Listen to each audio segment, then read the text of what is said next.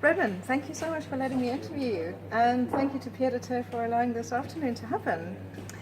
I enjoyed reading Congo. It was a wonderful book, and it was such a fantastic story. A travel writer, tell us what it's like to be a writer. Tell us about you as a person.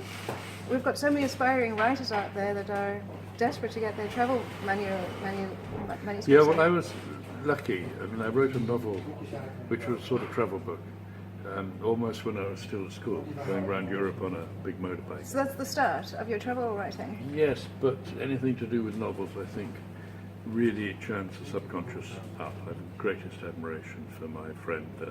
Ishiguro has just won the Nobel Prize. He's just won the yes. Ish, and he really deserves it. He certainly deserves it, indeed. And of course, Ian would deserve it too, and Martin, and Salman.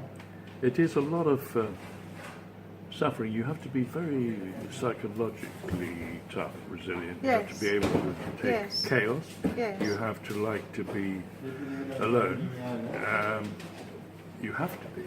And you have to be able to make an entirely different world for yourself if you're going to create a world. Yes. Now, I did that by writing at night, but the big point is that travel writing, the journey itself, gives you the structure, the narrative structure that you need.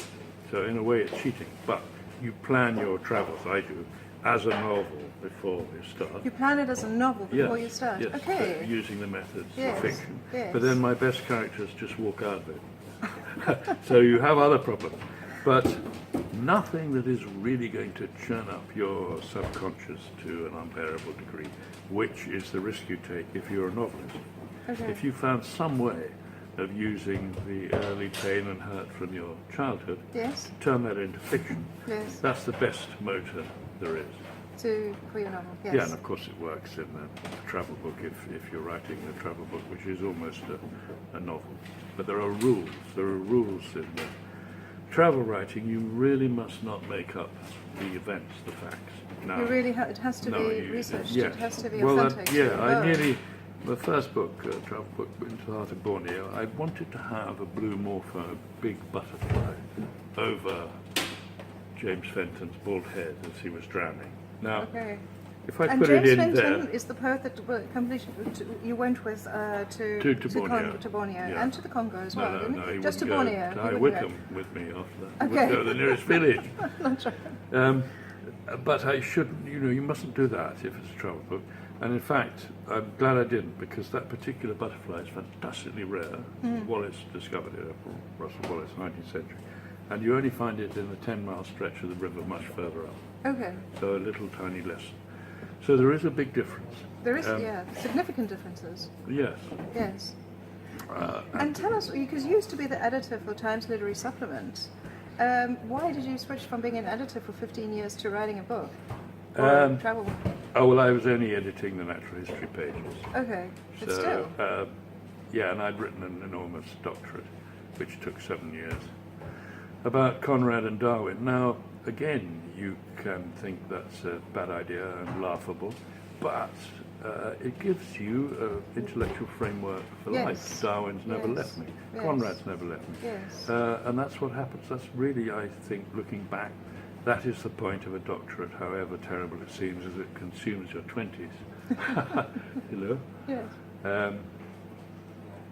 It's a strange choice to have to make, and now that I'm 70, I see there's an extra force added to what decisions you made, because you're not going to get that chance again. No, you're not. The 20s are done. And it's all very well telling young people that. It means nothing to them. Yeah.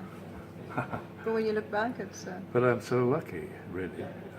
Writing takes you into an entirely new world. You make your own worlds. But I'm afraid when a book is finished, in my case, deep depression sets in. Really? Yes. Until the next one starts? Yes. And sometimes I can't enjoy the achievement at all. And in a way, if you've written about something, the mind then throws it out, it seems to me. That's the therapy of it. Okay. sometimes I think I never went to the Congo at all. You definitely went to the Congo. Yes. No doubt about that. And tell our readers, have you got something more to look forward to? I know you've turned 70 and you said earlier that you're done. You're not doing any more Congo or Amazon or... Well, is there something, any chance that we're going to get a... Well, there's a little book which is about a very important subject, but probably just for here. Okay. But it's about a green city, Almira, just quickly. A city that's been planned, green spaces everywhere. Indeed, looking out of my new penthouse, my God, there's a harvick, there is a goshawk, there's really rare birds, beavers down below. It is possible to live with animals and to live in a healthy green city. Let's hope that's the future. But this particular city, the boundaries are set deliberately just larger than Greater London, and this place we've never heard of, Almira. No, yeah. No, that's in the future. Yeah. That the town planning, it is designed to take in a little place which one day will be a very pretty old suburb, tiny part of Yeah. this vast city, and that will be called Amsterdam. Thank you very much for Thank you. letting me interview you. Thanks. Bye.